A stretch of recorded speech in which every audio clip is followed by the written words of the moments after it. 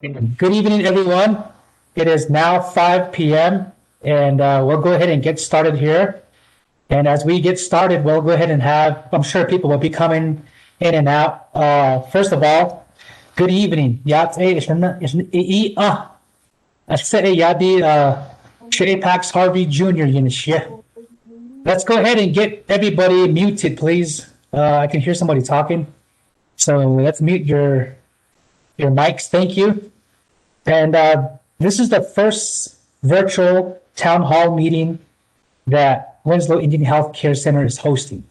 So we want to welcome you all. Thank you very much for joining us this evening. I know all of you are very busy, and I know you guys have a lot going on, but we'll do this. We will start promptly and end promptly as well. And we're also Facebook Live, ladies and gentlemen. So all of you that are tuning in on Facebook, thank you very much for joining us this evening. Yeah. And the primary reason why we're doing this evening is because of the current second spread of the COVID-19 and the second surge that we're in. And we all know we've been dealing with this for quite some time now. And so the purpose of this evening is to have some professionals and great presenters to join us this evening to share, most importantly, with the parents and the students of the Winslow Service Unit. We want to welcome you all and then thank you all very much for joining us this evening. This is primarily for the parents and the students. So those of you that are presenting, make sure your material and your content is tailored toward the parents and the students. It's going to be about the statistics that we're dealing with currently in our service area, the statistics that are out there. We'll have the PHN joining us to share some of those statistics with us, which is Denise. And then we'll also have the education part of this whole COVID-19 in our service area. And also we'll talk about some prevention efforts on how we can prevent ourselves from catching this COVID-19. So this is what this is primarily about. I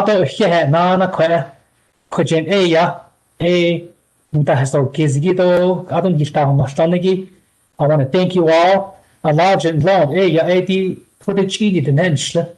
Although my education was changed, and agenda should shade up what's on the I'm the current PIO with the Winslow Indian Service Unit, and with my awesome colleague, Arvita Yazi. We're both the PIOs with the Winslow Indian Health Care Center. And so we're going to go ahead and start off now, according to our agenda. We're going to have Sasha, are you there? Parents, grandparents, and students. And like Pax said, my name is Sasha Nels. I'm the youth wellness nurse for Winslow Indian Health Care Center. And I'm going to go ahead and go through some information regarding COVID-19, and I'll make this as brief as possible because in the past few months, I know we have heard a lot about COVID-19, but we would like to just re-emphasize this information and encourage all parents, all students, teenagers, and all grandparents to please continue to take this information seriously. And so what is COVID-19? COVID-19 is a new virus that's also called novel coronavirus, and COVID-19 is short for coronavirus disease 2019. It was first found in Wuhan, China, and it is not the same as other coronaviruses that usually cause a common cold. There are symptoms of COVID-19 that I have listed on this PowerPoint presentation, and they are mild to severe symptoms that do include fever or chills, cough, sore throat, headache, shortness of breath, runny nose, congestion, sneezing, vomiting, nausea, new loss of taste or smell, diarrhea, body or muscle aches, weakness, or tiredness. And some people actually, in fact, will not have any symptoms. And these symptoms can start 2 to 14 days after exposure to the virus. So how does COVID-19 spread?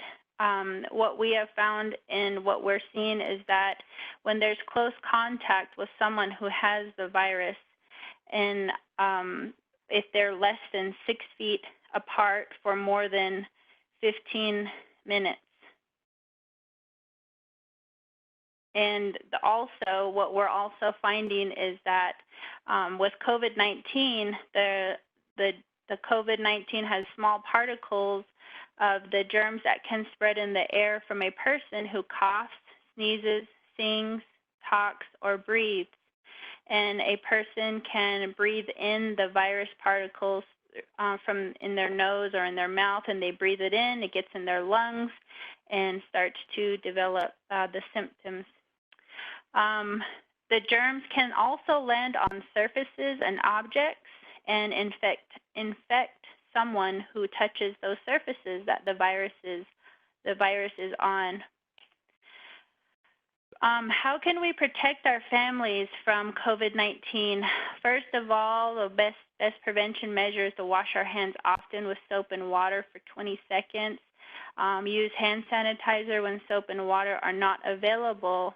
Sanitizer should have at least 60% alcohol or more. And this is an important matter to continue to teach your children, encourage them to wash their hands very well when they do wash their hands, and even monitor them to make sure that they are washing their hands very well. Also, do not touch your eyes, nose, or mouth with unwashed hands. There's some important times to wash our hands that I've listed, and a lot of them are common times all of us wash our hands, but some of the new times that we can pay special attention to washing our hands that I have listed are even after leaving a public place. Just wash your hands. So you might think that your hands are still clean. Just go ahead and wash your hands. Clean your hands anyway. And then now with COVID, when we're washing our laundry, go ahead and wash your hands after you put laundry in the washer. Even nowadays, they're encouraging us to wash our hands after putting gas in your vehicle, and then washing your hands after going to the stores because of touching different items. When you return home from school, when you return home from work, first thing to do is wash your hands.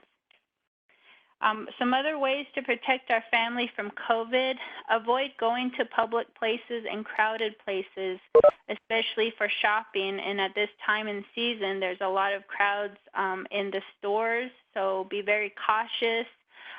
Send one person to the store for food or important items. Wipe down the items with warm water and soap when you return.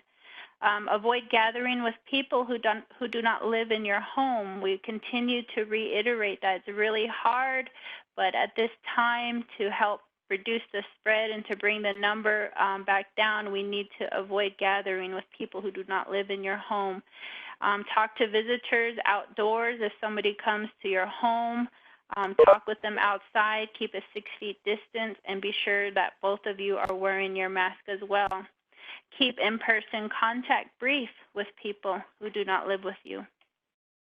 This is just an image. I have an image here where it shows how quickly and how big of an impact one person who is sick with coronavirus can actually spread the virus, to where by the time it's spread to 2 people and on and so forth, it can spread up to 30 people. Okay, so that just puts it in perspective of how quickly and how many people can be affected by the spread. We continue to encourage mask wearing. There's an image here, Mask Up AZ, reducing the spread of COVID. My mask protects you and your mask protects me. You see here that we reduce the risk by making sure that both people that are talking are both wearing a mask. Also, clean and disinfect doorknobs. Cell phones, be really conscious of cleaning your cell phones often throughout the day. You carry them wherever you go, you're touching them and scrolling through, your text messages and all of that, you're touching it. Keep it clean. Clean handrails, light switches, tables, counters, and remote controls. And then another thing that we want to encourage, inform your family if you start to have any symptoms, even if they are mild, because you want to start to take caution and be careful because you're not sure if it is COVID or not. Avoid traveling if you don't have to. We do have college students that are traveling on and off away from home, traveling workers from parents who work out of town. So please take precaution. Know that you do your plans to go home to your family. You want to be cautious. If you have any symptoms, it would be best to stay away until you know that you're completely well and don't have COVID. We were seeing a lot of situations with that. What should I do if I think myself or family member is sick with COVID? Begin to wear a mask around family members at all times, even if it's inside your house. Cover your cough and sneezes with your clothing or with a tissue. Clean and disinfect frequently touched objects. Get a COVID test. After being tested, it's so important to go home and stay home and wait until you feel better. All symptoms are gone for 3 days. The people in the same home should quarantine. That is important because we don't know if they've been exposed to the COVID virus, if you had it, if you do have it. And so they should quarantine for 14 days to make sure that they don't become sick with COVID. Even on the 10th, between the 10th and 14th day, we do see some of family members that begin to have symptoms of COVID even after that time frame. So the person who is ill should stay in a room by themselves if possible. It's important to clean the bathrooms after the person who is ill uses it. Things to think about. I'm almost done here. Things to think about. Thanksgiving and Christmas holidays are around the corner, so we want to think of new ways to stay connected with our family.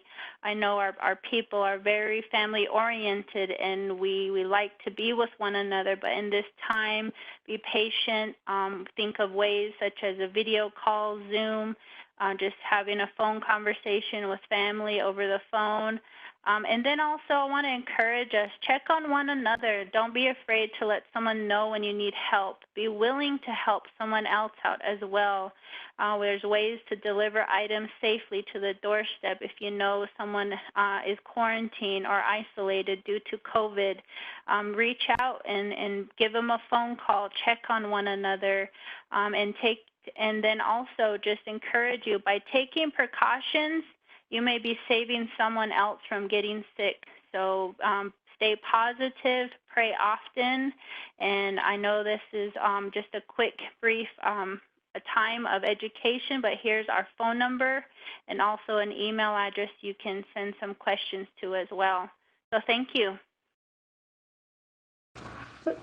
Hello, this is Dr. Dorville here. Just one quick thing to add is just making sure to wear the mask properly over the nose and mouth. Sometimes we just see people hangs down a little bit. So you want to just protect the virus. It's a respiratory virus. So we want to protect it from getting into the nose or into the mouth. And then also with washing hands, just really important if you adjust the mask to try to wash your hands afterwards, because if any of COVID is on the outside of the mask, and you don't wash your hands, then you can self-infect yourself as well. But great presentation, Sasha. Thank you very much, Sasha. Thank you, Doctor. And also very valuable information. And questions will be saved toward the end. So if you have questions, we'll go ahead and I'll give you some time for that here when we're at the end of our presentations here. So we're going to go ahead and move on now to Denise Blackrock, who is the Director of Public Health Nursing. She's going to go ahead and share some statistics with us. Good evening. My name is Denise Blackrock, and like Pat said, I'm the Director of Public Health Nursing here in Winslow. And basically what we do here in Public Health Nursing is we track all the positive cases that come in, either through our hospital or from other hospitals that people are tested at. So we contact the people that are positive and, go over education with them, monitor them, see how they're doing.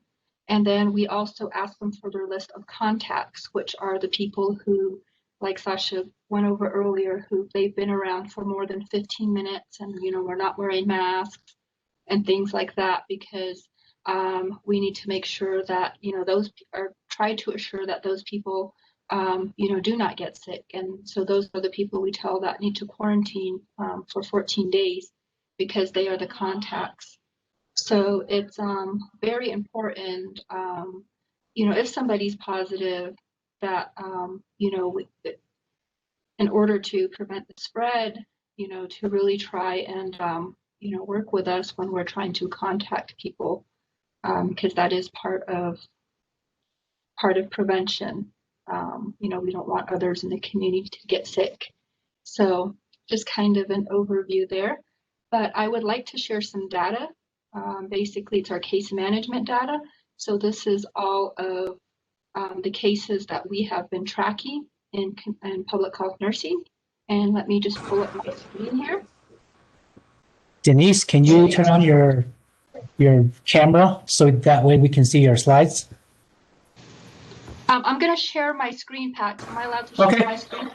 That's fine. Okay. Okay. So this first slide here is all the new cases that we get in, that my department gets in. So these are all the positive cases, which includes cases that are not only from, Winslow, but if the people live in our communities, and the communities we cover are our border town areas, Holbrook, Winslow, Joseph City, as well as our reservation communities that Winslow covers. So as you can see, our numbers are going back up here, which is very concerning. And that's why, we're really trying to do education with the community on being careful, avoiding, large get-togethers, especially with Thanksgiving coming up. This was back when things were crazy and everything was shut down. That's kind of what we're looking at for, our numbers. And we're getting pretty high here. And so our numbers pretty much correlate with the numbers that are on the Winslow website or the Facebook site. So as you can see, the curves pretty much look the same. And then this slide here is how many pediatric cases we get in. So this information usually we share with the school during the weekly meetings we have with them. And so we do get children who do get COVID. They do get sick. And our majority of our children that have gotten COVID have been in our teenage group. So 15 to 17-year-olds, 12 to 14-year-olds are our highest age range. And that is due to the fact that, kids this age, teenagers, they want to hang out with friends. They want to, they're very social. That's a part of their development for that age. They want to be social. So they're visiting each other's, visiting family members. And there's also, that feeling in, being invincible at that age. So I think that's why there's more, there's riskier behaviors there. So that's where we're seeing our highest numbers as far as children go. So with that, if you have teenagers, you might want to,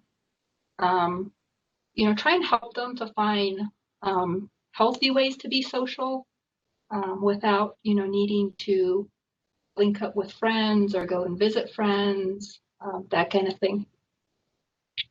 And for our regular age ranges, as you can see, our highest number for cases is in our 25 to 34-year-olds.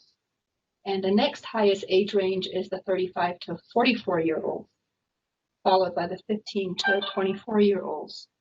So those are the age ranges of, a lot of our parents, a lot of our household members. So I think, we really do need to be more careful as parents. I'm a parent myself, and where we go, because it's this age range that's pretty much bringing the COVID back into their households. And many of us live in multi-generational households. So this is where, we risk bringing it back to our children, our grandparents. And then this is our cases by communities. So these are our border town communities. And as you can see, our highest numbers have been in Winslow. This is where we are seeing our largest clusters of cases as compared to Holbrook and Joseph City. And then this is a graph of our reservation communities. So these are the cases that we've seen in each community. So as you can see, this was, like I said, I call it the crazy time back in June and July when we saw the first wave come in. So as you can see, the lines are going up here, and that means those are increased cases. And then for a while, they leveled off, and that was in August, September, when things were looking better. But within the past few weeks, you can see the community cases are increasing, and they're increasing in pretty much all of the communities. So there is cases in pretty much all of our reservation communities. So, we do need to be vigilant. And that is it for my sharing here. So I will go ahead and unshare. And so I would just like to encourage everybody to, like I said, be vigilant for the health of your households. And like Sasha said, she went over precautions to keep families safe. Thanksgiving is coming up. Please be very careful on eating together. Some of our clusters we get in are usually due to get-togethers, birthday parties, ceremonies, religious events, just even families getting together just to have dinner together, thinking it's okay, to go over to grandma's house just for one day. We're finding we're getting clustered, like those types of clusters too. Children going to each other's houses to play, they think the other children are okay. Children in neighborhoods getting together. So, just be very careful. You're all important. Your families are important. Your children are important. Thank you. Thank you, Denise, for your awesome work and all the work that you do, and for all your staff there for looking out for us in our service area. We appreciate you. Now, our next presenters, we're going to have Dr. Jill Jim. We'll have Jeffrey Lee. We also have Matt Maurer and also Dr. Calvin White. Can you guys please turn your videos on when you're presenting? We appreciate it. So we'll go ahead and turn the time over to Dr. Jill Jim, Executive Director for Navajo Nation Department of Health. Hey, thank you, everyone. I wanted to thank everyone for being on the call this evening.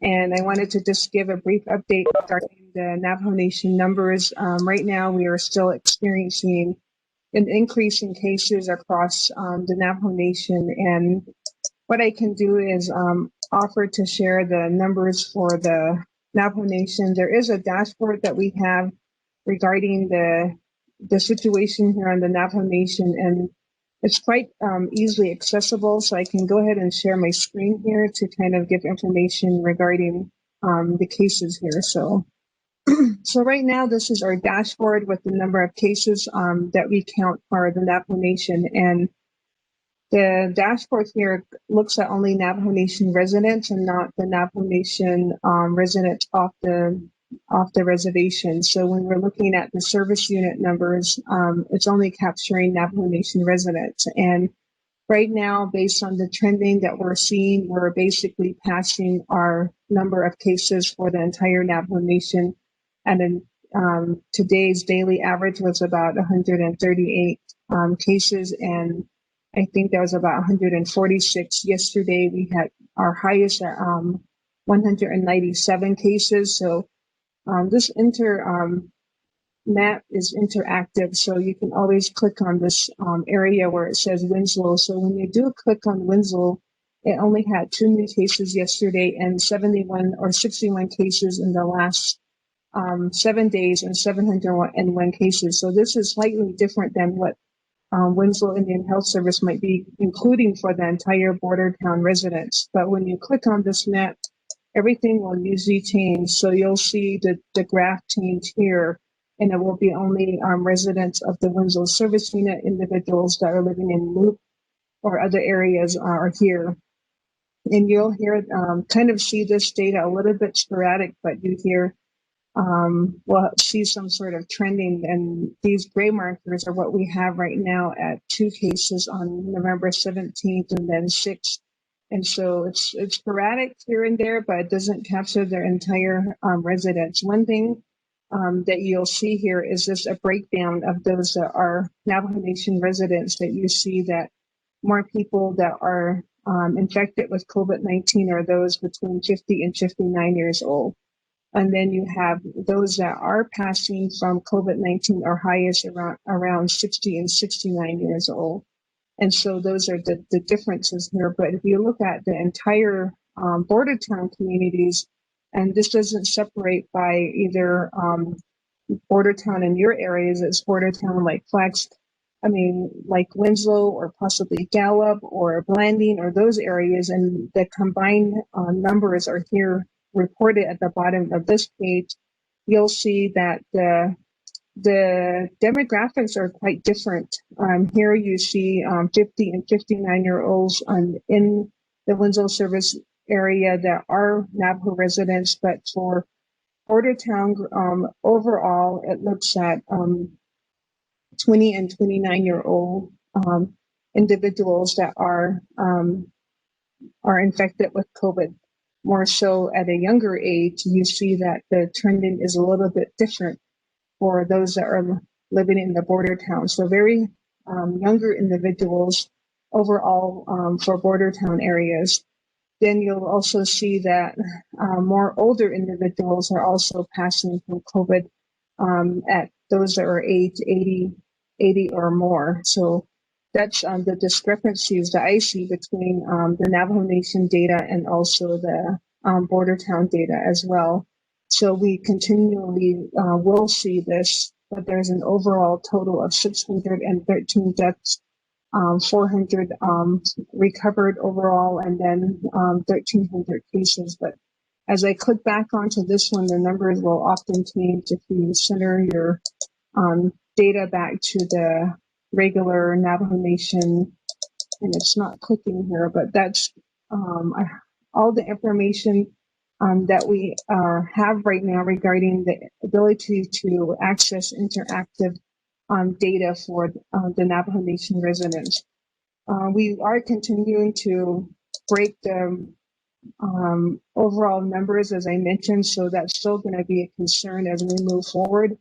Regarding the Navajo Nation, as we continue to look at numbers across the Navajo Nation, our gating criteria measures here that we often report to schools are often different. So I'll go ahead and pull that one up. For the Navajo Nation schools, we do present a gating measures presentation to the school, but I'm going to be sharing the gating measures for the entire Navajo Nation. So the gating measures, there is one that's made for school, but it's quite similar and it's interactive as well. And this one ended on the 5th of November, and there'll be a new one coming out again. The gating criteria are measures that are adopted from the White House and CDC recommendations for states to initiate how to manage businesses reopening. And then schools across the United States within their own jurisdiction created different gating measures, but follow similar measures that are being recommended. On the Navajo Nation, we're looking at downward trajectories and also looking at sustained rebounds we are communicating here, I guess, as what we're dealing with. We're at phase 0. We're in a completely shelter in place again, only because our cases are more than 25 cases per 100,000 persons. Our testing capacity is past 10%, so we're back at a higher percent. So we're probably hitting about 16% in the positivity, meaning for the individuals that get tested in one day, we are recognizing that more of them are testing positive, just showing that there is a indication of uncontrolled spread. We also look at hospital capacity as one measure, as well, because the more people are sick, the more people go to the hospital. And while there are more individuals at the hospital, at some point the hospital may not take any more patients than they really can. And then we also have the ability to do contact tracing, and we have an average or a recommended number of contact tracers for every new case. Or we are looking at 5 contact tracers for every new case. Now that we have many cases in the last couple of days, we are looking at insufficient contact tracers to help with the response of the pandemic. So right now we are instituting, or we are in a shelter in place for those reasons, for people to stay home and only participate or be part of essential services. And so the risk is very high. As I indicated earlier, that we will be topping our record at some point, and you can see that the cases are very high. This is an earlier slide I'm looking at, thinking that the one that I have is very close.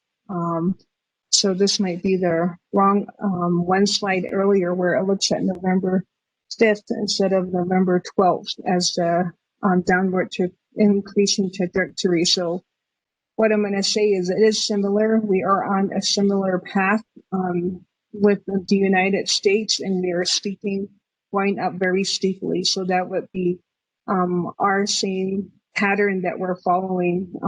We are in our second wave and not our third wave. We will continue to experience our inability to have sufficient contact tracers, and the number of positive cases, positivity are higher in more areas than others. And that is why we're encouraging the increase of testing capacity. And similarly, with border town areas, we are still seeing that there is insufficient contact tracers earlier on regarding our response to the pandemic. They also, and the new one isn't that far different than this presentation, but we're not at least in the top 10, as we are when we do compare our cases in the last 7 days. That if Navajo Nation were a different state, we would be, we are not in the top 10, but Utah is still higher than us, while New Mexico and Colorado are trailing behind, but pretty soon with their new case counts at almost 3,000, over 3,000 today for Arizona, and then Colorado is still increasing. I think this outlook will continue to change, and Arizona will probably move up as well in the ranking when we are in comparison to other states. This is the older slide. The new slide, we're actually all red. So the pattern of the incidents do move very quickly, and that's just showing that we are completely up or increasing in cases over time. So we do look at the transmission of the disease. If the disease is progressing very rapidly and doubling in a shorter amount of days, it's not good. And that's where we're at week 45, week 44. We are doubling in cases and very, I guess, in a slower time than expected. And so that's basically indicating that we're not controlling the disease as well. And as I mentioned, our positivity rate is increasing as well. So that pattern is also showing that we are not doing well. And as we are encouraging everyone to increase testing, we're still experiencing high positivity rates, as I mentioned as well. So right now, we're also looking at ICU and inpatient bed capacity. Similarly, that we are trending higher in ICU bed capacity, and pretty soon it will be hospital capacity. So we are monitoring our bed capacity at this time to ensure that our system is not overwhelmed. So Doctor, you have about 2 more minutes. Thank you. our recommendation is that we're still looking at and monitoring and understanding that the other states are impacting our bed capacity with our inability to respond to the pandemic. As I mentioned that we don't have enough contact tracers as well for every case, and that's highlighted here. In the earlier map, there are a bunch of orange areas, but there will be more red areas as well, as we understand that the disease is now spread. Every state will be dark red in the updated trending here, indicating there is complete uncontrolled spread across the United States, and only 2 states are actually trending poorly in the recent updates. So just recognizing that we're not the only ones, but the uncontrolled spread is across everywhere. And you still have that marker here. And this was the recommendation for phase 1, but we are actually at phase 0 today. As we report cases every 2 weeks, we do updates. So that was the shelter in place that was put in place. So there is an updated information that I have here regarding the response on the Navajo Nation, is that we do have gating measures that we do follow, and then we also have an updated dashboard that is accessible by the public as well. Thank you. Thank you so much, Doctor, for that valuable information. It's very crucial. And then thank you for all the work that you're doing and your staff there and the Navajo Nation as a whole. So those of you that are tuning in again, parents, everyone here, you can all see that this COVID-19 is still around, and it's rising again. So we want to make sure that we all take caution and do our part by stop the spread. So next, our presenter is Mr. Jeffrey Lee, who is with the Navajo County. He's the Public Health Director for Navajo County, and he will be giving us a presentation, sharing some data with us as well. Go ahead, Jeffrey. Well, thank you for inviting me, and Dr. Jim and Denise. That was a great overview of the uncontrolled spread of COVID throughout the U.S., Navajo Nation, Navajo County, and Arizona. Start, can you check on your video, please? Thanks.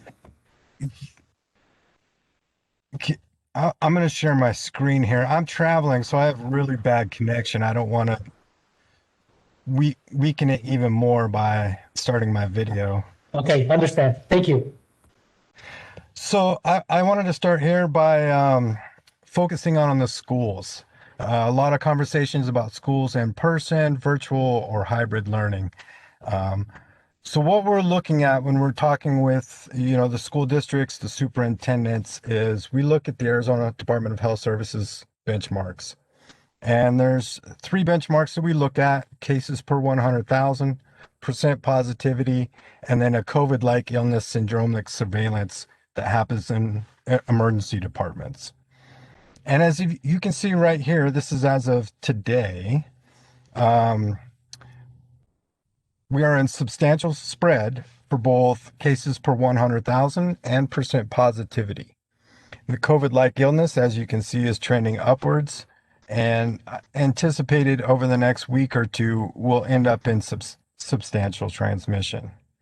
And what this means for schools, and mainly I'm talking about Winslow Unified, Joseph City, and Holbrook Unified School Districts, is the recommendation is once all 3 benchmarks are in the red or substantial transmission, that the school districts consider going back to virtual learning only.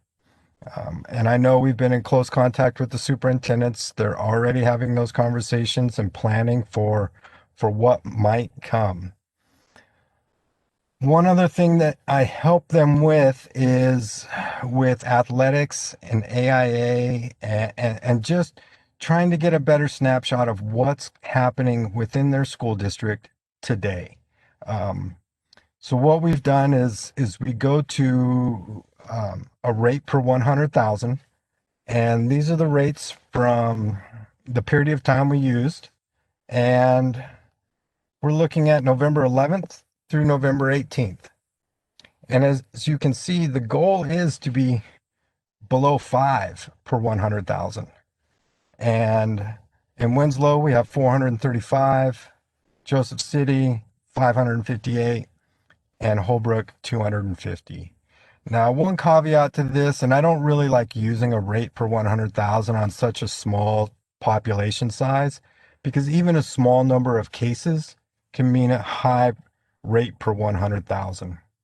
So if we go back and we look at the average for Navajo County, which is 260, it's still not a positive number for us, but that is a very good, accurate picture of what's happening in Navajo County right now, as far as spread of COVID-19. And I would just reiterate some of the precautionary measures that were brought up, wearing a mask. Most of the cases that we are doing contact tracing on, we link back to an individual who chose to go to work when they didn't feel well. So stay home if you feel sick. It's not time to push through that. I know that's how we're built, and that's how we were taught and grown up. We can be tough. Let's get through this, but now's not the time to do that. If you don't feel well, definitely stay home. That's all the slides that I had for today. I'll be around for questions at the end. So thank you for having us. Thank you, sir. We appreciate your presentation and joining us this evening. And next, we're going to go on to Matt Maher. He's the epidemiologist with the Coconino County Health and Human Services. Go ahead, Matt. Great. Yeah. Good afternoon, or evening, I guess, at this point. Thanks for having me on to discuss COVID-19 and what's happening. Some great presentations that we've seen so far. And it's a similar story here in Coconino County as well. We're seeing quite an increase. We've smashed any previous records that were set for a number of cases weekly. We've had a very high rate of infection that's taking place. I'm going to try to, it says it's connecting right now to share my screen, but I was going to run through some information regarding our schools as well. But as that's starting to connect, what we've been seeing in the areas that include Loop and close to, let's see, there we go, and include Loop and even Star School in the areas that are close to Winslow, is about a 600% increase in cases over the last few weeks. 600% is a very, very high increase, and in a direction that we'd rather not be going. Let's see, are you able to see my screen? Yes, we can. Great. It kind of has the red and the yellow, and we don't see any green on there, which is rather unfortunate. So what we've been able to do is break down, as Jeff Lee said, breaking down by school district, looking at those rates in a small population. Anything under 10,000 people doesn't really give us a accurate count as far as the rate. A change in 2 people to 5 people will change that rate by potentially 100 or 200 per 100,000. So not liking to look at that. But as you can see on the bottom here, looking at Coconino County as a whole, our infection rate as a whole is of about 330 per 100,000. And as what was mentioned, to be in that minimal category, we want to be less than 10.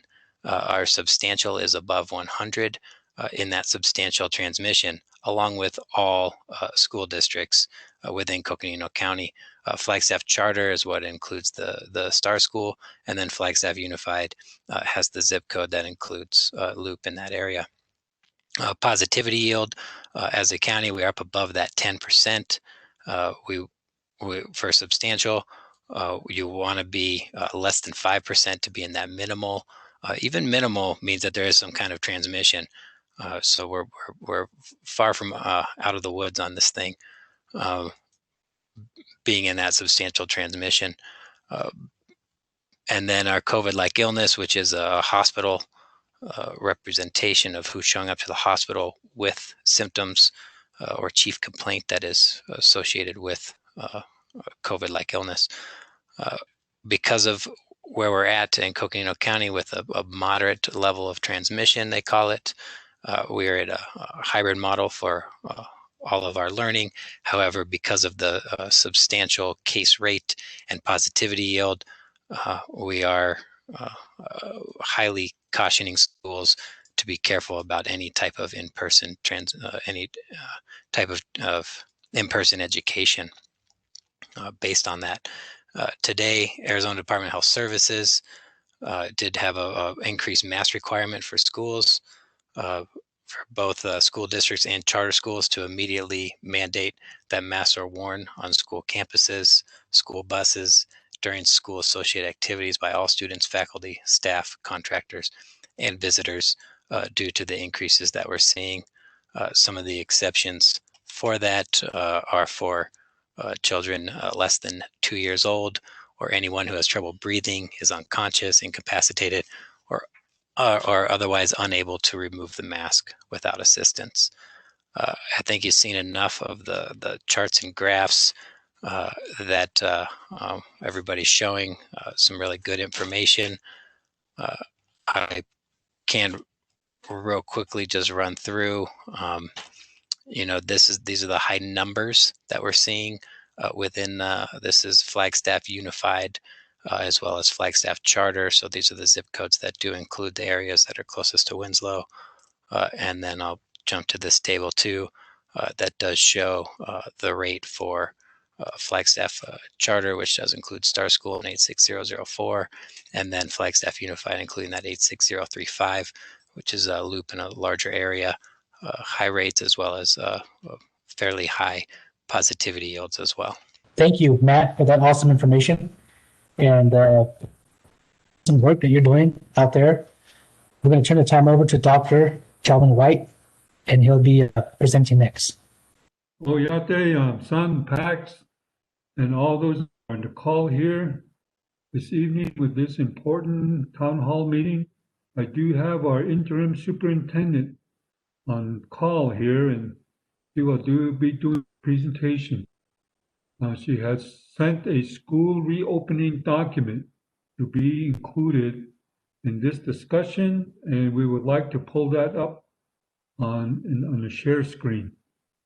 She sent it to Shauna to share with the audience this evening.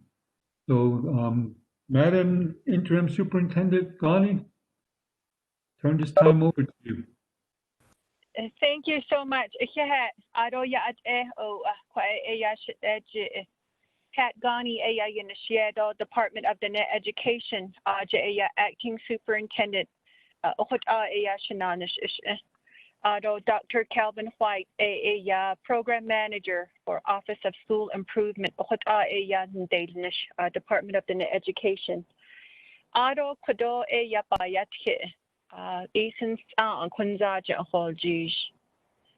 Presentations being made from various sources of health organizations, demonstrating clearly for us that we are in the midst of a surge of COVID-19 affecting directly our Navajo people.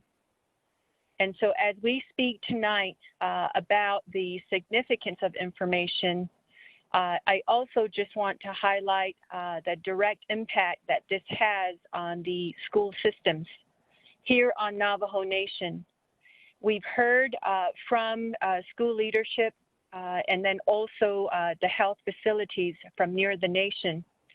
Dr. Jill Jim also talking about the health information as it relates to Navajo Nation communities.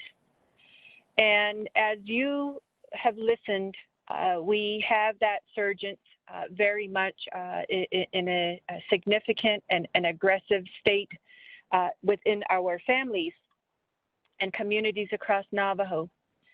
And so by executive order by Navajo Nation President Naz last Friday evening, he continued to express that we remain online. And for those schools that had moved to hybrid model, they were urged to move to online learning format. Here on Navajo Nation, we've started our school year with all schools being online. We did receive inquiry from a number of schools about the potential of moving into hybrid models. Some based on parental election that they wanted to see their children back in the classroom. But we with Navajo Nation wanted to err on the side of caution. We did not want to move schools between online, hybrid, and back and forth. And keeping focus on how this is affecting our families, the number of lives that have been lost to COVID-19, and then also recognizing the family makeup of our Navajo communities. Amasando ache ado anale okot a achiniyaje pastahowan. That's how we live here on Navajo Nation. And to protect those assets of our elders who are in our homes, we have been astute and have really affirmed with assertions for online learning to this day. And a few things that we have asked Navajo Nation Board of Education support in on Monday. A resolution was passed which speaks to maintaining online learning during the 3-week closure of government, which allows schools to offer online instruction. If those teachers are identified as essential learners, essential employees, and they have to come to school site so that they can access internet and be able to conduct their instructional services for students. Schools have latitude in identifying the specific staff members as such and to continue that service. The other is school lunches. We know that these are difficult times for our families. Some families have parents who have not been working, and school nutrition services are deemed to be critical educational services at this time. And so we ask our schools to continue to provide that service. The other is that we have Navajo Nation Head Start programs for our youngest learners, age 3 for early Head Start, and then our age 4 and 5-year-olds for the early childhood centers. Those programs have been shut down. They are not availing online services nor in-person services for the 3-week time frame. It was too difficult in absence of reliable internet services for our youngest learners, families, and teachers. Whereas the K-12 systems have their school site buildings and they have the internet infrastructure, unfortunately, we cannot say the same kind of tools and infrastructure is in place for our Head Start program in their centers across Navajo Nation. And for that reason, with the safety of all of our teachers and students in mind, we felt it best that we stop those services for the 3-week time frame. Another piece that we have had the Board of Education support in is the special education services that we have asked our legislation to support for those students with IEPs whose needs cannot be met online and virtually. We've had approval by legislation 0219-20 that we are able to avail those services to select numbers of special education students.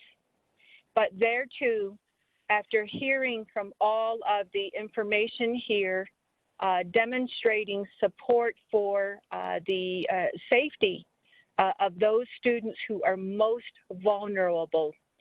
In a lot of instances, those select students who would require the in-person services have medical needs, maybe medically fragile, requiring the in-person ancillary service. And we did not want to subject those students to unsafe measures if we continue to have flexibility for the in-person learning. And so for that reason, we've asked Navajo Board of Education for their blessing and support in suspending those service for the 3-week time frame. And I hope that we are able to pull up the school reopening document. I so apologize. I too am on the road home. I make a 2-hour trip between my home and Window Rock every day. Please let me know if we have the school reopening document displayed. The documents were not received, so we don't have that from our end. Thank you so much. That document actually was sent to Ms. Shoshana Sells a few weeks back when it was released, but I'm happy to speak to it. On the school reopening document, which was fashioned by Dodi's work group and pushed out to all schools the latter part of October, moving back into the red phase from the orange phase very much aligns to the things that we are asking our schools to practice at this time, which is online learning and school settings having the ability to identify their essential and non-essential employees, allowing flexibility for on-site employees up to 25% capacity of any given space within the school buildings for employees to continue to provide online services. So those are all spelled out within the red phase of our DODI guidance in school reopening. And so I wanted to just be able to speak to that document. If we have schools on the outside of the nation who are interested in obtaining that, we do have a number of leadership from Winslow, Unified School District, Holbrook, Page, Flagstaff as well. Those superintendents of our border town school districts have been in attendance in our weekly school leadership meetings where the document I just referenced is shared and has also been shown as well. And so I too stand ready for any questions at the end of presentations. My co-presenter, Dr. White, if I fail to provide any important points this evening, please do feel free to interject and provide. For the opportunity to provide updates. Oh, yeah. Thank you. Thank you guys very much for the awesome work that you guys are doing as well. We appreciate it. And a lot of us that are on the call here have got a lot of valuable information. So we really appreciate that. Thank you guys very much for tuning in, and a lot of great information, valuable information, that information that we can share with our family and friends and the community and the public about what we're up against and what we're dealing with. And the COVID-19 is still here and strong. It's growing even stronger because of us. It's our responsibility. It's our responsibility to stop the spread by abiding by these CDC guidelines. It's very simple, but it's very hard to do. But if we can encourage one another to continue to abide by them, we will be able to stop the spread. So I'm going to turn the time over to the audience here, the people, the public, and we're only going to accept 3 questions, because if we open up to any more than that, we'll be here probably up to midnight. So we're just going to maybe do 3 questions, and you guys can ask your questions specifically into maybe one of the presenters, or if you have any other questions that's related to what we're talking about this evening, go ahead and ask the question. And then we'll do 3 questions. After that, we'll do a closing remark, and then we'll conclude for the evening. So any questions? I have a question. Is there still drive-through COVID testings there at the IHS clinic? Hi, good evening. Yes, we do have COVID drive-through testing, and at this time, it is COVID drive-through testing only and not flu shots, and it is occurring from 9 a.m. to 1 p.m. at Winslow Indian Healthcare Center. So 9 a.m. to 1 p.m. at Winslow Indian Healthcare Center COVID testing. As of a Monday, starting on Monday, November 23rd, that will be COVID testing drive-through testing only, and it will be the time will be extended from 9 a.m. to 4 p.m. 9 a.m. to 4 p.m. Monday through Friday. Okay, thank you. And to the nurses and doctors, thank you for your service. And I just want to thank you for doing what you can, especially for our elders and for all the vulnerable. And I just want to Yes. thank you for that. Thank you very much for your question. Thank you for the encouragement as well. So we wish you all well. That's question number 1. We'll go ahead and go on to question number 2. I would like to bring up a question that was asked. Is Dr. Dorval on here still? Hi, Dr. Dorval, we have a question. It says, today we listened to the Senate hearing on early treatment of COVID-19 to avoid ICU admission.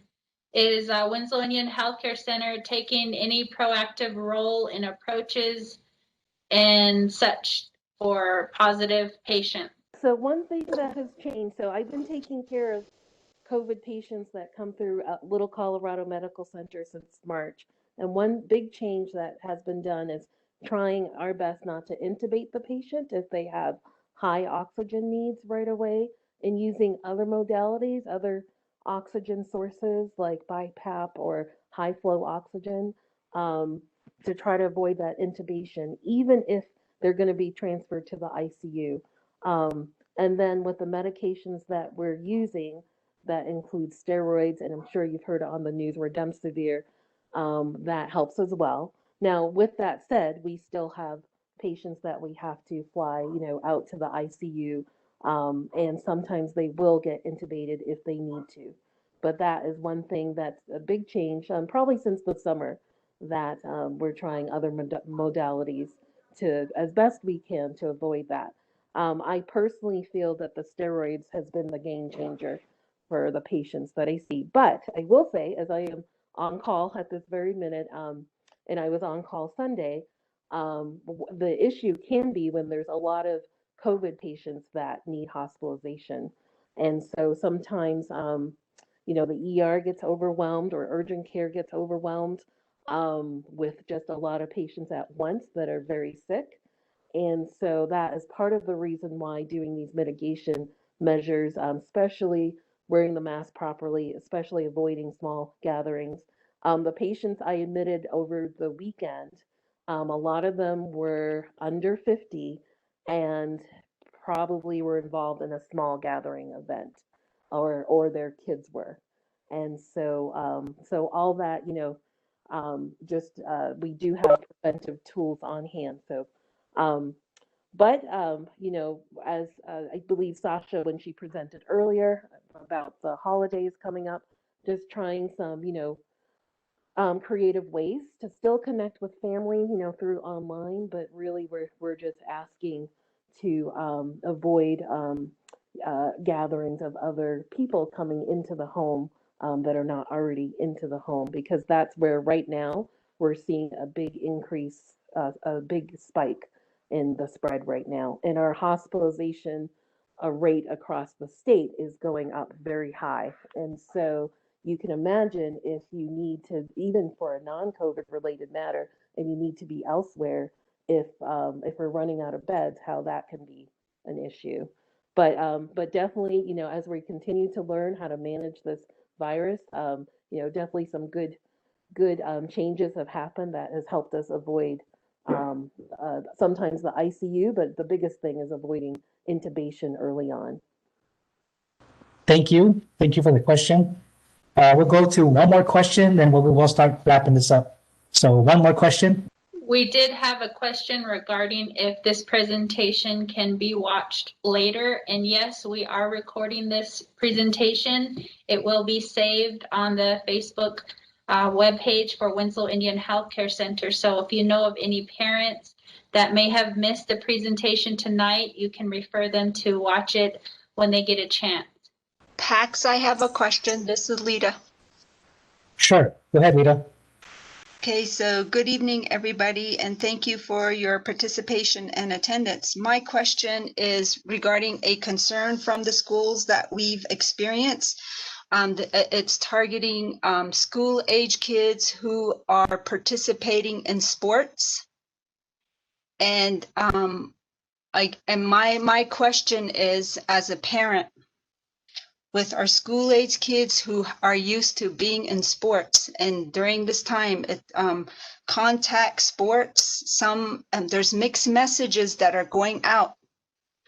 Some schools early on, after the first surge, reopened, and some of our kids participated in volleyball, cross country, and now is the time when basketball season sets in. And then I think we're getting done with football. What is the leadership, school leadership, superintendent leadership feedback because of the experience that we are going through for our children? What is your feedback? What is your recommendation? Suzanne, Mr. Calvin White, can you answer that? Yes, Son Pax, and the person that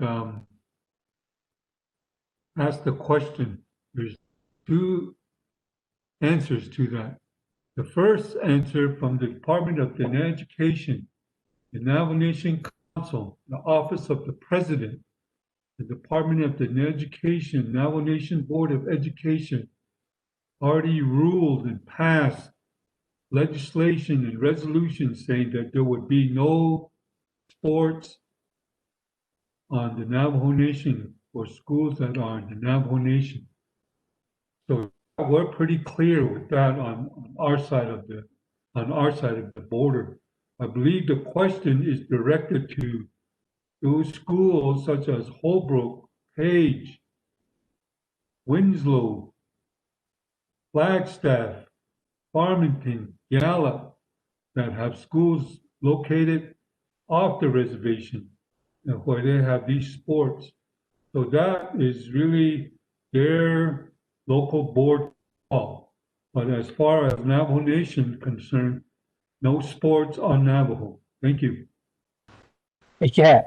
Is there anybody representing any of those border town schools that could answer the question that was asked by Lita? Hi, it's Dr. Dorville here. I just quickly can say this because I'm also a pediatrician. So on the pediatric side, from just other colleagues outside of here, you know, in some of the contact sports where then the kids become positive, one of the issues they're finding, because COVID is a respiratory virus, but it can attack the heart cells. So sometimes the kids are requiring echocardiograms to make sure how their heart is doing 2 to 3 months after they were infected with COVID. So that's just something to keep in mind. Not in every child that was positive, but it is coming up in the literature a lot in the pediatric world. Thank you very much, Doctor. Thank you. Thank you for that question, Lita. We appreciate it. And we're going to go ahead and start wrapping this up now. But before we do, I just want to thank everyone again. And I want to thank everyone behind the scenes making this happen and putting this together. So I want to thank my colleague, Arvita Yazi, for being the host and getting all this together.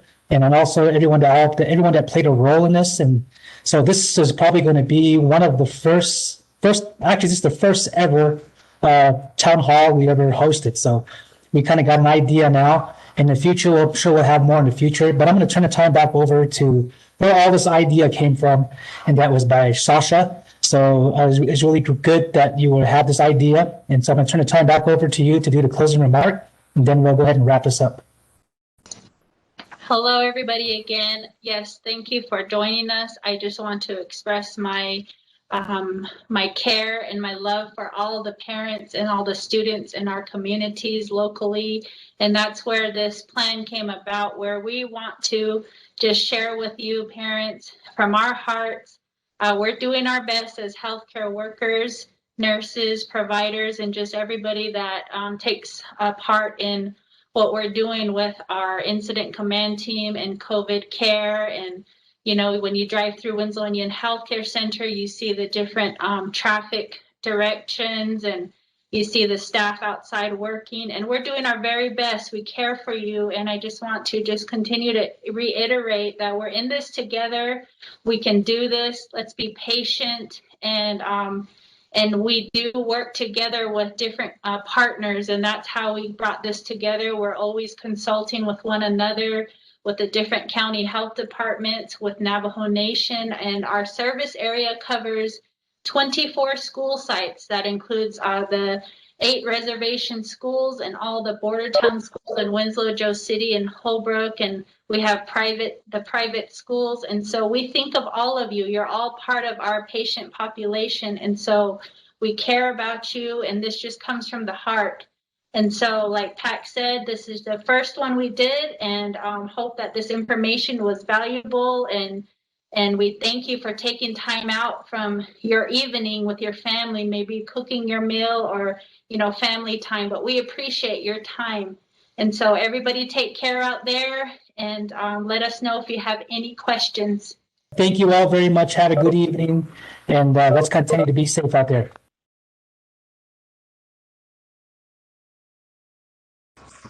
Those of you that are still on, this is the phone number where you can call if you have questions, and also the email, schoolhealth@wic.org is where you can email your questions. Thank you all again, and have a wonderful evening.